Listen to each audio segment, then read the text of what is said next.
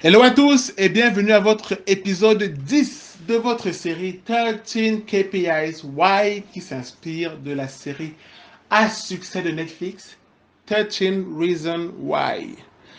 Alors, cette série que j'ai créée, c'est pour vous permettre de mieux comprendre les différents indicateurs clés de performance de votre activité sur les réseaux sociaux.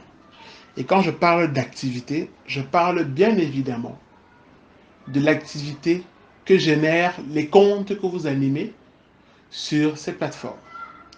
Alors, avant de commencer l'épisode 10, qui va parler des tailles de communauté vis-à-vis des concurrents, j'ai deux cadeaux pour vous.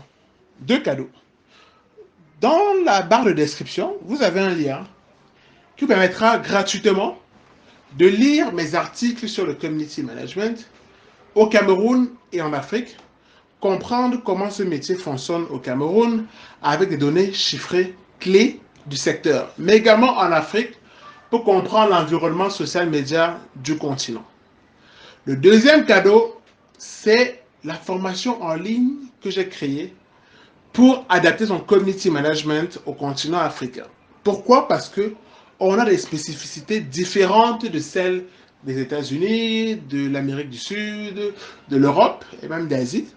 Et pour ça, il faudrait les comprendre pour mieux créer sa communauté et surtout mieux l'engager à travers des contenus.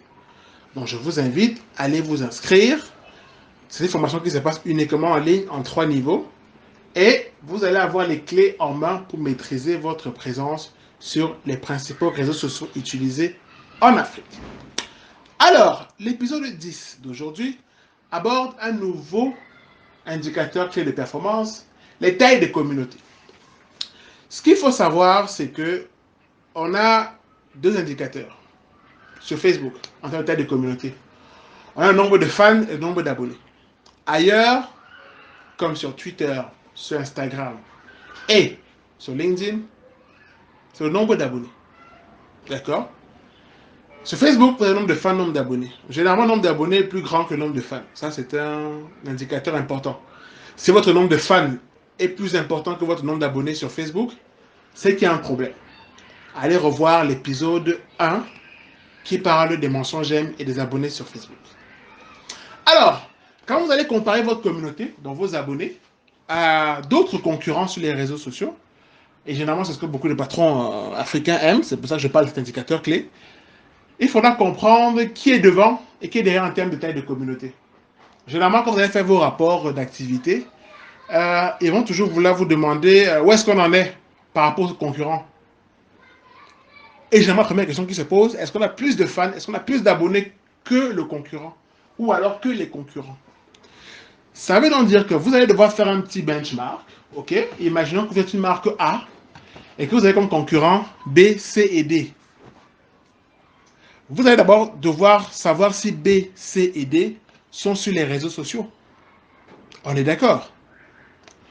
Une fois que c'est fait, où sont-ils sur les réseaux sociaux? Vous notez, faites votre petit tableau. Troisième colonne, quel nombre d'abonnés ont-ils sur tel ou tel réseau social? Et donc, régulièrement, chaque mois, vous allez comparer vos tailles de communauté pour savoir qui est devant et qui est derrière. Après, évidemment, le taux d'engagement qui est important, mais je sais que c'est un indicateur que beaucoup de dirigeants africains aiment bien regarder, la taille de communauté. Donc, je vous invite à aller checker les concurrents dans votre secteur d'activité. Évidemment, si vous me dites, OK, je vends une chaussure, je vends des habits, qui sont mes concurrents? Eh bien, regardez toujours ceux qui sont les plus performants. Parce qu'il faut tous se mesurer au meilleur pour être soi-même meilleur. Donc, n'allez pas vous dire, OK, il y a beaucoup de gens qui vendent des chaussures, les robes sur Internet. Non. Il y a des magasins spécialisés qui vendent ça et qui sont très forts, qui ont une forte présence. Allez vous mesurer à eux pour augmenter votre performance. D'autres exemples vont dire, OK, moi je suis dans un pays où je suis le seul. Imaginons par exemple que vous gérez la caisse nationale de prévoyance sociale de votre pays. D'accord? Il n'y en a qu'une seule. Ou alors il n'y a qu'un seul ministère de la Défense de votre pays. Eh bien, comparez-vous aux autres ministères de la sous-région. CEMAC, CDAO. D'accord? Il y a toujours un moyen de se comparer. Ne dit jamais qu'il n'y a pas de concurrent parce que c'est faux. Il y a toujours des gens qui peuvent vous servir de repère en termes de comparaison. Donc, je vous invite maintenant à aller checker ce petit benchmark, à le faire et voir qui sont vos concurrents et de voir si votre communauté est meilleure que la leur en termes de nombre. Merci et rendez-vous pour l'épisode 11. Donc, abonnez-vous, activez la cloche pour ne pas louper en exclusivité l'épisode 11 de votre série 13 KPIs Why.